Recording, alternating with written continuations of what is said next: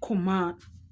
cyane ubundi kiza kinyuma agatsinda mbona ibere muhanda nifungira agapantaro keza kwafi nziza amaso ngenda nyatireka ndi kwigira cyose kimaze iminsi cyaragiye mu kazi ngira ngo nibonera agasore ko kunyibariza izina nkumva ninda kubwe ko ndi nyoko ubundi niba isara kubwe ntago nakubyaye nanjye mbikubwe kandi mubize n'ukuri urumva sinzonje kukumva ubundi gihe wereka nkwereka uyinyita nyoko yari uko isahari uri kumva uri kumva yego iso namara kurenga irembo ujye unyita shitani iyi ngiyi iri kugenda mu muhanda ibyo nkubwira urabyumva sinshaka ubushinzirwa no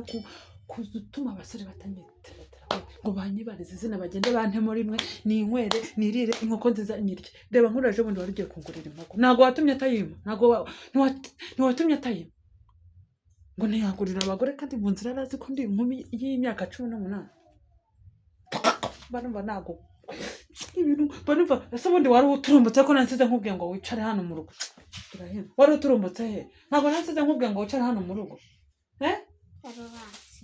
hanyuma se wari uturumbutse he kurunya n'urubuno ujya nako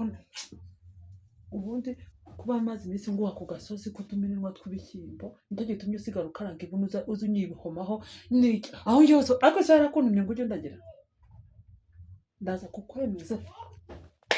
kata uwo mutwe n'agahanga nkabikuraho